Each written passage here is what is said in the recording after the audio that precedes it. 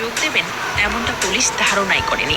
ফলে 7 থেকে 8,000 মানুষের ভিড় সামলানোর প্রস্তুতি হিসেবে পুলিশ প্রায় 2,000 কর্মী ও প্যারামিলিটারি বাহিনীর 32টি কোম্পানি মোতায়েন করেছিল। কিন্তু শহরের অন্যান্য স্থানে জড়ো হওয়া মানুষ হিসাব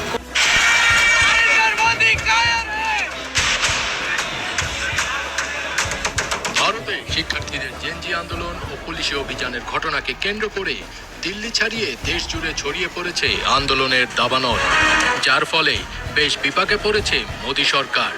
এই আন্দোলনের জেরে গতকাল ভারতের বিরোধী দলীয় নেতা রাহুল গান্ধীকে প্রধানমন্ত্রী নরেন্দ্র মোদীর বাসভবনের বাইরে থেকে আটক করার পর মুক্তি দেওয়া হয়েছে।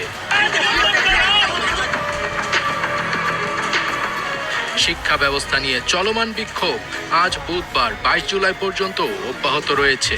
ভারতে ছড়িয়ে পড়া শিক্ষার্থীদের জেনজি বিক্ষোভ দমনে পুলিশের কঠোর পদক্ষেপকে কেন্দ্র করে দেশটির রাজনৈতিক আঙিনা চরম উত্তপ্ত হয়ে উঠেছে। এই পুলিশি গুন্ডাগিরির ফলে চলমান আন্দোলন এখন ধীরে ধীরে মোড় নিচ্ছে সরকার পতনের আন্দোলনের দিকে, যার ফলে মোদী সরকারের মসনদ নড়বড়ে হয়ে গেছে।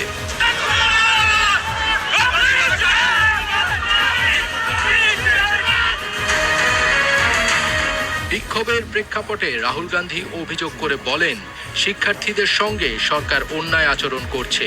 নিট পরীক্ষার প্রশ্নপত্র ফাঁসের ঘটনায় তিনি কেন্দ্রীয় শিক্ষামন্ত্রী ধর্মেন্দ্র প্রধান ও স্বরাষ্ট্রমন্ত্রী অমিত শাহর পদত্যাগ দাবি করেন।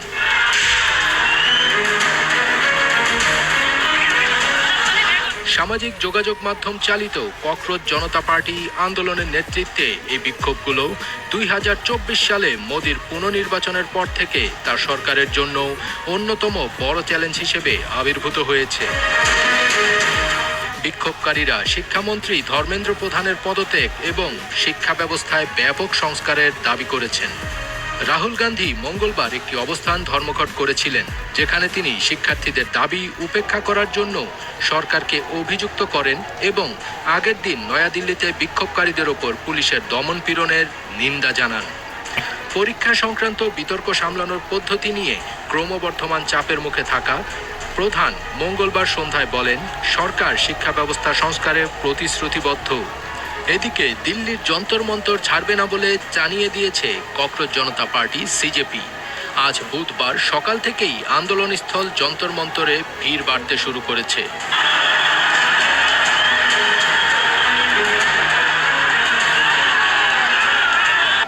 শুধু ভারতেই নয়, এই আন্দোলন এখন ছড়িয়ে পড়েছে নিউ ইয়র্ক ও লন্ডনেও। ওয়াংচুকের সমর্থনে বিক্ষোভ হয়েছে এই দুই শহরেও।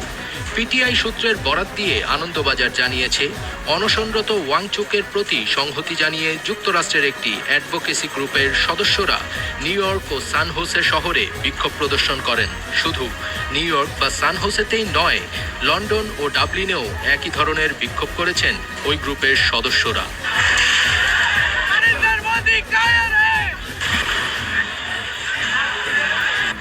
তাজ, এটিএন। এমনকি বন্ধ করে দেওয়া হয় কোনো কোনো এলাকার ইন্টারনেট সেবাও। বিবিসির প্রতিবেদনে বলা হচ্ছে, পুলিশের হিসেবে একসময় বিক্ষোভকারীর সংখ্যা প্রায় 12,000-এ পৌঁছে যায়।